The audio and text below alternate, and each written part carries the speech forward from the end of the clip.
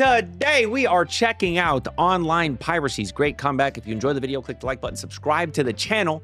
Maybe check out some of my other channels. If you like anime, I do anime reactions on another channel. If you like Korean dramas, I do that on another channel. And if you want to just stick around here where I do gaming content and react to random YouTube videos, then again, subscribe. Logo reveal. The 2010s were the golden age of piracy. BitTorrent accounted really? for a third of all internet traffic. LimeWire had more monthly users than... What? BitTorrent accounted for a third of all internet traffic. BitTorrent accounted for a third of all internet traffic in the 2010s? Holy shit. Oh, I think I was even pirating back then. I'm not gonna lie to you. Early 2010s for sure. Up to like maybe 2016. And then for some reason, I just stopped doing all that. I think it's because then you had to like get a VPN. And one thing I hate about, this is what I hate about VPNs, bro. My speeds that I get from my internet company are like 500, 500. Okay, 500 down, 500 up. If I throw on a VPN, you know what speeds I get? 30. I get 30, maybe 50 at most. That's why I don't really use VPNs, bro. I'm not trying to throttle my speed. It's better now, isn't it? Oh, I don't know. I don't know how VPNs are now. I got a VPN like 4 years ago, and that sucked. Maybe they're better now. But when I got a VPN, it sucked. So I don't know. If they're better now, maybe I get a VPN again. Maybe I do it again. Maybe I torrent and stuff. I'm not right now. Allegedly, it's possible I could in the future. Allegedly, at the moment, I do not at all. Under oath, I would swear, at this moment, I do not do any torrenting myself. I plead my case. Had more monthly users than Facebook, and the Pirate Bay was the only video store in town where you were sure to find what you were looking for. And that's facts. I was on the Pirate Bay. Back then, allegedly. Hypothetically, of course. The world was hypothetically. Yeah. Allegedly. Switching from physical to digital media. And even people who weren't particularly tech savvy. That was like the boom of Netflix. Early 2010s. Like I'm saying early, like 10, 11, 12, 13. Like that's like the boom of Netflix. That's when Netflix started skyrocketing, man. Is that digital goods could be replaced endlessly with practically zero marginal cost. At its peak, 95% of all music downloads were pirated because it had become cheaper and, above all else, an easier way to fill up large digital libraries that were being made possible by cheap digital storage. But then, it just stopped. Since 2012, the internet has gotten faster, storage has gotten cheaper, and people have become more comfortable with computers, which should have just accelerated a growth trend. But it didn't. Since 2015, peer-to-peer file sharing has collapsed in popularity, and you might think you already know why. Streaming services like Spotify and Netflix were just a better, easier, and safer. This is what I would have assumed. Why would you download all this music if you just spend some money, hop on to Spotify, do whatever playlist they got that'll show you all the new music, but you could add it to your playlist, and then now you've got like all the music you want. Yeah, so for Spotify specifically, it's just like, yeah, that makes sense. Netflix, so many more things became available. Honestly, we live in an age now where there's just so much media. You'll never be able to consume it all anyways. Safer way to access content. And now, as these services have become markedly worse and simultaneously more expensive, piracy is making a comeback. It seems pretty simple, right? That makes sense because shit is just so expensive now. The only problem is that's not the whole story. Realistically, these companies knew this day would come. It was just really important that they could pretend it wouldn't. For a lot of people, they've decided it's time to cut back. But legitimately, it might be time to cancel some subscriptions, and I'm probably gonna have to cancel some. Some of them I'm not using, and it's just wasting money. There's so many of these, it's hard to keep track. At that point, that's an adversarial relationship. I don't want to pay people to enter adversarial relationships. We aim, as I said, for this business to be a growth business for the company with margins that our shareholders will feel good about. So what really made piracy go away and what's really bringing it back might sound simple, but there's actually a bit more going on. Let me know. First and What's foremost, the in-depth majority of stuff? people That's what I'm trying to would figure like to out. acquire their media legally as long as it was easy and not ridiculous. This is literally me. I would love to just get it all legally. I would love to pay for the services, watch everything legally. It's much easier. It's not like I don't have to, find some like secret way around to get the things that I want. The problem is we reach a point where Spotify's $10 a month. Fucking Netflix is like $20, $25. You guys remember when Netflix was $9.99? Shit, I remember when Netflix was like $6.99, bro. This shit's like over $20 now. It's crazy. Everything is just raising their prices up and up and up and up and up and up and up and up and up. But you know who's not raising their prices at the moment, at least? But I don't know. Hopefully, not hopefully, but I mean, hopefully I don't have to, but you know, maybe one day I will. Me and my Patreon. Just saying. So if you like my reactions to shows and stuff, maybe check out my Patreon. Okay. Most reasonable people understand that it costs time and money to produce a song, film a movie, or develop a video game. And the people involved in these projects do need to be compensated, or else they are just not going to make them. I get it. Even people who frequent the high seas, so to speak, know this better than anybody else. A survey coming out of Australia at the peak of online piracy found that people who pirated content were actually more likely to pay for it if it was available. In a finding that really ages the study, online pirates were far more likely to pay for movies and music through iTunes or QuickFix. This was because people who pirated content were just more likely to consume content overall, and most of them would only make the trip to the Bay if they couldn't find what they were looking for more legitimately. So there were two things that changed after 2013. Sure, there were a few high-profile crackdowns on some of these sites, but even the regulators themselves knew they were just playing a game of whack-a-mole. One of the most downloaded files on the Pirate Bay was the Pirate Bay, a complete copy of the site with all of the addresses that could be set up by basically anybody with some basic server hardware in the event that the authorities took down the original site. But then came along the streaming sites that, thanks to faster internet speeds, could let users watch content on demand without granting them direct access to digital files, which could— internet speeds were so slow that it didn't even, like, streaming services wouldn't even work. Damn, I don't remember those days. I really don't. It's been so damn long. Then be copied and shared illegally. The big thing was that these options were just so easy compared to piracy, and so cheap compared to buying songs or movies one by one that it just didn't really make sense to bother with anything else. Nowadays, that's clearly changed. There are dozens of streaming services that are each getting more and more expensive every year. It's the ridiculous. movies and shows that you watch— Everything that you want to watch is across all these different things, right? It's just ridiculous. I feel, hey, bro, I'm gonna be honest with you. The one that I don't even see the point, like, there's some good shit here on this Paramount Plus, right? Like, Yellowstone is a good show. I've only ever heard good things about this show. I don't know what all these other things are. Halo, SpongeBob, Sour Piants. What the fuck? Top Gun Maverick was, so yeah, everything that's Paramount, all the Sony shit ends up here, right? So a lot of Sony shit here. Prime, dude, Prime's got some bangers. Fallout, The Boys, you know, Invincible. And then, dude, I loved the Marvelous Mrs. Maisel, dude. That was great. I didn't watch Reacher or Jack Ryan. The Air movie I thought was pretty good. I liked that as well. Ring of Power did not watch. HBO Max, obviously everything HBO, man. Last of Us, Game of Thrones. I want to watch Succession. I want to watch Euphoria. I watched Sopranos, Barry, Chernobyl, House of the Dragon. HBO's got bangers. Disney Plus. So this is what I was going to say. Honestly, the one that I feel like you could probably just... whatever, is probably Disney. Or Hulu, man. Hulu. Fuck Hulu. This is the thing, bro. I hate that Hulu is a separate thing that is majoritarily, I don't know, owned by Disney. Bitch, just incorporate Hulu into Disney. Stop. You with these two different services. I hate that shit. Buy Hulu, make it one service. Just make it Disney Plus. Hulu, man, screw Hulu. Or Disney, one of them. One of them's got to go. You're only going to get my money once. Netflix, obviously, Netflix has got some great things, but I don't even think I watched it. I didn't even watch the last season of The Witcher. I like Stranger Things. I don't even watch Black Mirror. I don't know if I've ever watched Black Mirror. Squid Game, yeah, that was good and all, but okay. Narcos, I've only watched like the first season. The Crown, I only watched like the first season. The Gentleman, never watched. All Quiet on the Western Front, I don't even think I watched that. So I don't know, man. Maybe I don't need Netflix. Netflix has a lot of K-dramas though. That's mainly what I watch on Netflix. That and anime. I don't have HBO Max anymore. I've never had Paramount Plus. I don't pay for my Disney. I just use my mom's. And then Prime, like, here's the thing about Prime. I don't know people that don't have Amazon Prime. I literally don't know people that don't have Amazon Prime. Like, it's Amazon Prime.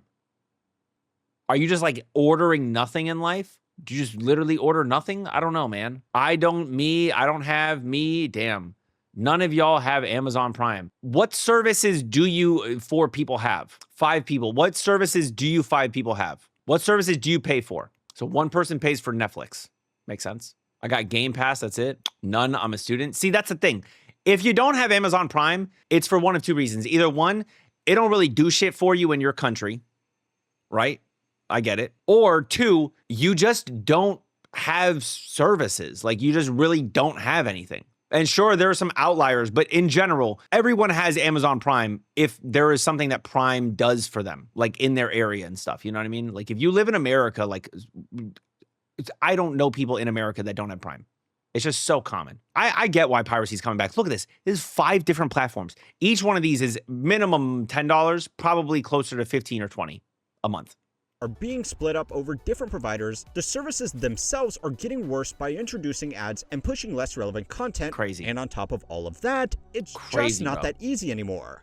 Even individual TV shows have certain seasons split up over different streaming services, and the first step in sitting down to watch a movie And these that's days is to annoying. Google what streaming service has the 1984 release of Gremlins, and if you're unlucky, what streaming service plus what VPN combo will get you the movie you want to watch.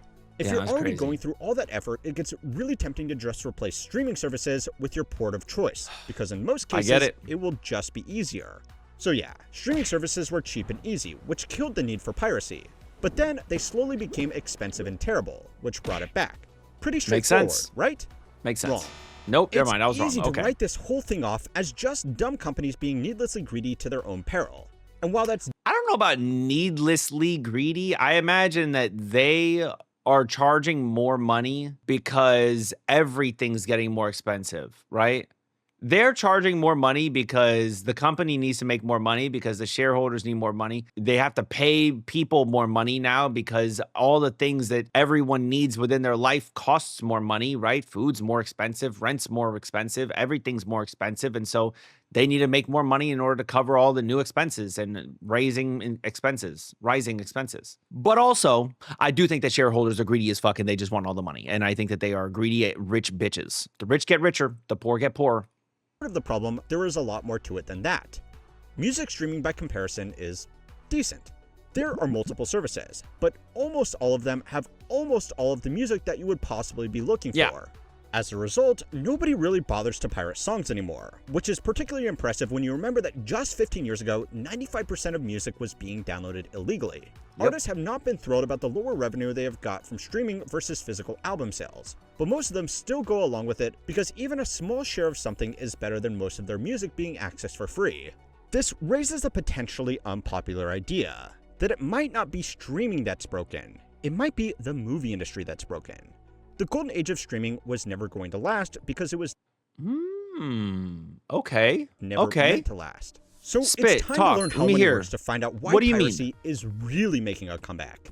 Netflix is the most dominant movie and TV streaming service in the world. Yes. It has over That's 100%. Like, I feel like if you've got a streaming service, you probably have Netflix. Amazon Prime, I was making a big thing about because in America, like, again, I don't know anybody that doesn't have Amazon Prime, but I know plenty of people that don't have Netflix. Because again, it just costs a ridiculous price. 300 million paying subscribers, and unlike a lot of its competitors, it's actually 300 million paying subscribers on Netflix. Wow. profitable. But from its very first days of online streaming, they knew they would eventually lose people back to piracy. They just really didn't care. And to see why, I'm sorry, but you are going to have to look at some financials. Last year, it made $8.7 billion in net income after taxes, which is extremely impressive. But it still makes it hard to justify the valuation of more than $500 billion. At that rate, shareholders would need 57 years for their investment to pay off, which is not a reasonable bet for a company in an industry that has only been dominant for a decade. 57 years ago, watching a movie. That's interesting. So a company can make $500 billion, or a company can make $8 billion, but still be worth so much more than that, even though it doesn't make that much. And in another 57 years from now, it's highly unlikely that we will still be watching movies through the current selection of streaming services. Oh yeah, no, 100%. Now, yeah. most investors in this That's company 100% are true. dumb. They know that Netflix can't make their money back with its current structure. What they are banking on is being able to offer a cheaper service that they can charge more for in order to fatten up those margins. Let's not talk about my margins, by the way. Being nice and fat, that's a nice shirt. Do they make it from end? Anyway, cutting content, raising prices, and pushing Okay. strange features like mobile games within the app are not some surprise new rollout. They are part of a development plan that the company knew it would have to implement since it started offering online streaming. It would just be a lot better if they could do it without competition. Now, on the expenses side, there is some good news. As technology improves, network infrastructure has become cheaper for the same capacity, which Okay. means the actual cost to stream videos to users is getting better every year. Netflix's Oh, cost of revenue interesting. adjusted for inflation has actually been stable since 2022, despite adding almost 100 Wow. million new users in that time. Included in those costs are the aforementioned servers and network infrastructure, but it also includes the cost to license and produce their own movies, TV shows, and games. Another big reason their costs have been improving is because they just aren't licensing as much content as they used to. Oh, yeah. Back in the day, they had to license everything because they weren't making shit. And now that they are making shit, And that's for two reasons. The first was a business decision to cut down on a cost, especially for content that wasn't drawing in new users.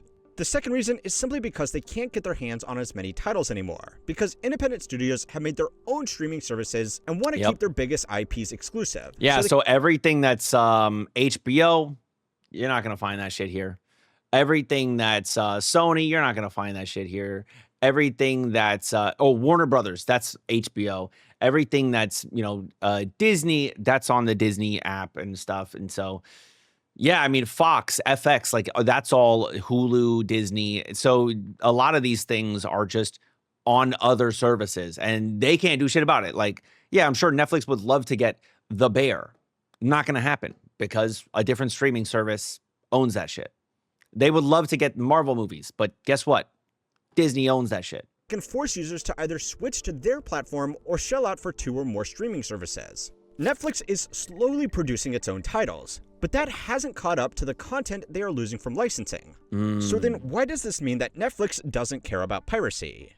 Well, publicly they say they do, of course, but piracy is going to hurt their competition a lot more than Interesting. So they don't actually give a fuck, even though they're like, yeah, no, we care so much. it's going to hurt them. If people can't find a movie or show on Netflix and then give up and pirate it, that didn't really cost Netflix any money. Because the vast majority of content out there wasn't theirs to lose, and they most likely didn't spend the money producing it. A 2023 paper in the Journal of Economic Behavior and Organization titled Pirate and Chill found that when movies Oh, that's fair. I understand the Netflix way of thinking. I'm not losing money because you went to go and download this thing because it's not on my platform. I would only be losing money if I have it or I made it and then you're going and downloading it. Then it's a problem. But because we already have like such a large base as Netflix does, then, you're going to check Netflix to see if it's got the new movie or the new show or whatever. And if it doesn't, then you'll go somewhere else like, oh no, the new Marvel thing's not on Netflix. Well, now I got to go pirate it. Okay, well then Netflix is like, well, we didn't make the new Marvel thing, so Disney the one getting fucked here. And if anything, that's maybe a good thing for Netflix because that means Netflix's competition is losing money. moved off Netflix to another platform, piracy of that content increased by more than 20%. Now, first and foremost, that's an amazing name for a professional journal article. But apart from that, it showed why Netflix hasn't been too concerned with online piracy. In a now infamous quote from the company's chief content officer, they said that in order for Netflix to be successful, we need to become movie studios faster than movie studios can become us. Piracy that Ooh, I like that. Dang, that's cool. That's cool. We got to reach the level of these movie studios before, Warner Brothers' HBO Max reaches the level of Netflix or Disney Plus reaches the level of Netflix. Proportionally hurt legacy movie studios. That's and their cool. libraries That's a of really cool content quote. Was not something that Netflix would encourage.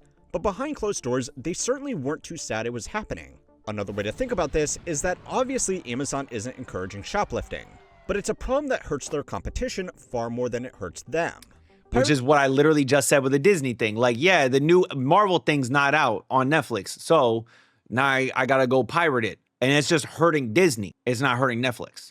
Piracy has also been a handy little tool throughout the company's history. Back in 2013, it admitted to using data from online piracy sites to find out what was popular and therefore what was worth licensing. Okay, so Netflix doesn't care about the rise of piracy. Damn. But what about the actual Hollywood studios?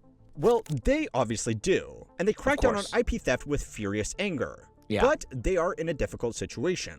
They could send piracy back to the dark ages by reconcentrating their content onto a single easy platform. But at the moment, that would probably be Netflix, which a company like Disney would obviously not be willing to go along with after investing so much in their own service. If they keep competing though, they are just going to make the experience worse for everybody and probably lose more ground to the high seas. Now, for these companies, this whole fight could not be happening at a worse time. There is a reason why music... I'll be honest with you. I would argue if there are only 2 platforms, I'd pay for them both. Like, if everything on Hulu was on Disney, and then everything that's on like HBO and Paramount and, you know, whatever other things are also on either Netflix or Disney. And so the only things I'm paying for are Netflix, Disney, and then obviously Amazon makes so much money. You could just, and again, in America, we all have Amazon anyway. So fuck it, just leave Amazon as well. And I'm only paying for those 3 services. I'd do it. At the moment, though, I'm not going to pay for Disney. I'm not going to pay for Hulu. I'm not going to pay for HBO. I'm not going to pay for Paramount. I don't even pay for Netflix. I use my mom's Netflix. Well, I send her some money every year to cover the fact that she has to pay more money in order for me to also use the Netflix because I don't live with her. But yeah, I mean, so I guess I do kind of pay for it, just not as much as I would if, you know what I mean? So anyways, I only really pay for Netflix, Amazon, and then like Crunchyroll and stuff, which again, if Crunchyroll and like High Dive and Viki or whatever were combined with Disney and Netflix, that would be great. I would pay for Disney. More people think they'd rather give money than pirate it, even though it is easy. Well, it's because, listen, if everyone in the world pirates everything, we no longer get anything. It's as simple as that. If everyone in the world starts pirating all the content that they want, then why the fuck would they make content? As a shareholder, as a producer, as a whatever, why am I spending money to make a thing to make no money on it? So yeah, it needs to, people need to buy these things. Studios were able to play nice and make their content available just about anywhere while movie studios were fighting to the death. Music is simply much cheaper to produce. True. And there are far more sources of alternative revenue beyond just directly selling a song or an album. Artists don't make as much from streaming as they would from a physical album sale, but they can make it up in tours, merchandising, and other licensing deals. On the flip side, movies have largely been getting more expensive to produce, while cinema attendance has never fully recovered from its dip during COVID. Ironically, oh wow, really? Fuck. Yo, I hate this. I hate this. Look at this. Tickets sold versus box office. They used to sell so many more tickets than the money that they made, right? And then they started to charge more for tickets and people started to go to the movies less. Now, one thing I hate is I have to start going to the movies because, I mean, just look at all the movies that are coming out. Bro, Superman comes out on Friday. I'm gonna go watch that shit. You know, Fantastic Four comes out this month. I'm gonna go watch it. There's a bunch of other movies throughout this year that I actually do want to watch. What I will do is I'll go on like Tuesdays because there's like deals on Tuesdays for like Regal theaters. So then I'll just do that and save money instead of paying like some exorbitant amount of money. I can pay less and then go watch a movie. So I'm probably gonna go to the movies at least 6 times before the end of the year, maybe 7 or 8, who knows? But I'll also just watch a lot at home. How many movies come out? You know, I mean, they're getting their money's worth off of me. Because each one of these tickets is like, $10, $15. Because again, we go on Tuesday when it's cheaper.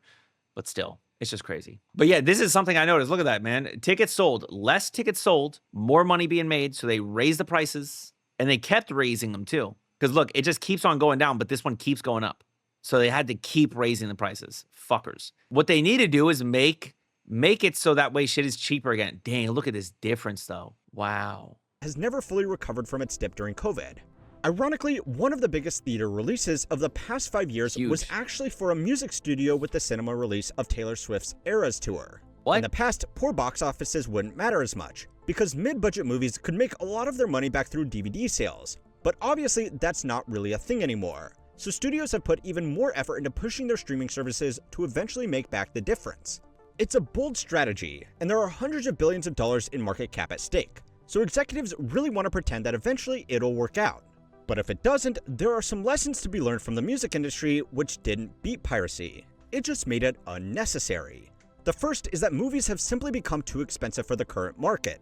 Studios have recognized that people are only going to the movies for special occasion releases these days because it's expensive, the theater experience isn't that good anymore, and people can just wait a month and watch it for free on one of the streaming services that they were already paying for. Instead of making the whole thing cheap, you can't wait a month. You can't wait a month. It's like 4 to 6 months that you have to wait. But still, it is not like you're waiting forever. And putting less of their eggs in a single basket, they have doubled down on producing mega blockbusters. Of the 20 most expensive movies ever made, 19 of them came out in the last 10 years after streaming was already mainstream. Damn. 19 of the 20? Wow. Yeah, the oldest one here is John Carter, which bombed in the box office, right? Didn't do good. What is this one? Marvel's? Oof, that one bombed in the box office. What else didn't do so good here? What is this thing? Solo. That one didn't do good. Oh, I like Solo. Indiana Jones. I haven't watched an Indiana Jones movie in forever. Snow White, of course. Yeah, that one riddled with controversies. These figures also only count the production budget, not the marketing budget. And on the revenue side, the box office doesn't include the share paid out to movie theaters. With even extremely generous estimates of those arrangements, only about half of these releases made their money back. And some in particular, like the Marvels, Snow White, Dial of Destiny, and the latest Mission Impossible movie, are shaping up to be catastrophic losses. Damn. So far, studios have been able to justify this. Yeah, I did not watch the newest Mission Impossible. Though I like Mission Impossible movies, I just didn't. Productions to their investors by talking about their IP value, which can later be extracted by bringing in customers to their streaming platforms. But that isn't really happening. Customers who join because they want to watch a single movie didn't tend to stay subscribed for very long compared to those who enjoy a deeper library of mid-budget movies or TV shows. I don't know about you, but I tend to take my subscription to whatever streaming service is hosting The Office this month. These huge productions also put more strain on the business as these losses have to be made up somewhere, and that is more often than not increased prices, more ads, and worse overall service. Bro, his comments about The Office, one thing I'll never understand about people is how they can literally just rewatch one show all the time. Like, I know people that have rewatched The Office like 50 times. I know people that have rewatched Friends like 50 times. Parks and Rec like 50 times. Or whatever other show so many times. Rewatched Game of Thrones like 10, 15 times. Like, damn, I don't understand. There are so many other things out there. You're going to limit yourself to one thing? Like, I understand it was good. Okay, I get it. I understand that it was good. You end up turning your whole personality into that thing. Like everything that you say, you're like hitting one-liners all the time that are references to the shows.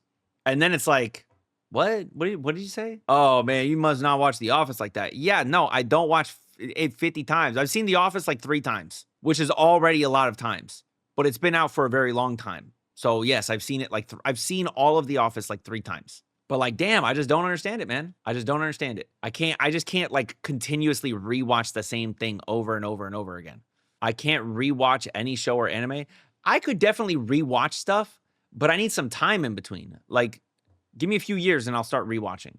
But like, I genuinely know people that only ever consume that one thing. And every once in a while, they'll throw in like some other movie or show, but then they always come right back. It's like Minecraft, which I totally understand. I legitimately understand going back to Minecraft. But like shows it's the same thing. Minecraft, you do something else. You know, I don't know. If I like that show that much, I just watch reactions to it. Now that makes sense too. Listen, if you really like a show, you should definitely watch reactions to it. I have no horse in this race. I would argue rewatching a show through reactions is not rewatching the show. Because I would argue that you're there for the reaction more than you are there for the show.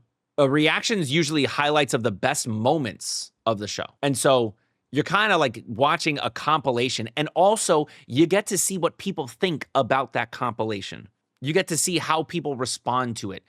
You get to see similarities in the way that you watched it. And you get to see someone else discover the thing that you love. But if you're just rewatching the same thing over and over again, slapping on Netflix to rewatch the same show, it's just like crazy to me. To each their own, I guess. But also, I don't get it. Now, I would forgive you for not feeling too sorry for Hollywood studio executives, but they are really in a no-win situation here. The harder they push back against the changing media landscape, the harder they push people towards the high seas. So anyway, now might be a good time to shamelessly plug that these videos are being made available ad-free on Spotify. So if you would prefer to listen in or watch it over there, I have left a link in the description. And if you think it's just streaming services that have been getting so bad, go and watch this video next to find out why making junk makes so much money. And wow. Kind of crazy, man. Kind of crazy. Yeah, I mean, Spotify, yeah, the music industry, I feel like basically has it all solved. Like it makes sense with the music industry, but everywhere else, yeah, like Netflix and all those things. And again, it makes sense for Netflix to like not really care if people are pirating these other things. Netflix already has such a large subscriber base. They don't really need to get every little thing, and they don't need to really worry so much about pirating because you're only going to pirate the things that aren't on the services. Otherwise, you're just going to watch it on service. And so many people already have Netflix, so it's... Anyways, man, good video. I really enjoyed this. I yapped a little here and there. I enjoyed this. I would totally watch more videos like this. That was fun. Let me know your thoughts on this whole situation. You know, are you pirating? Just kidding. Don't tell me, please. If you do say that you are, make sure you include the word allegedly, okay? I don't want you guys getting in trouble. I will say, will go to some websites that are pirate sites. Now, I don't download, I don't torrent and stuff, and I will go to these things in order to watch shows that are not available anywhere. Or sometimes, even though I'm paying for a service, I will go to one of these places because I just absolutely hate the player. Here's one thing I really hate. I hate a lot of these services, video players. I do not like them. I like the Netflix service video player. That's it, really, at the end of the day. I think that's the only one. I hate Amazon's video player. It is disgusting. I hate Hulu's video player. I hate it so much. Here's one thing I really hate about video players. I hate that if I pause a video and then I press play, I hate the amount of time it takes for everything on the player to go away. If it takes too long, I hate the video player. If it's instant, it's okay with me. I don't care if it like blacks out the whole screen and I don't see a damn thing. The moment I hit play and it comes, if it just all goes away and the show is back, you're good with me. I also hate moving subtitles. I don't like pausing a thing and the subtitles shift up and then I press play and they shift down. That's really annoying too. Video player tier list, I really should. I really should do a video player tier list. I loved Crunchyroll's specifically because their subtitles, I love the way that they look. They have some of the most beautiful subtitles. I'm not saying they're accurate, but I love the visual aesthetic of the subtitles. And they don't shift, it's perfect. But lately, Crunchyroll's video player, you try and click around on the bar, and it doesn't go to the place you clicked. It's really annoying. Anyways, rant over. Click the like button, subscribe to the channel. Till next time, make sure you all keep it fresh. Peace.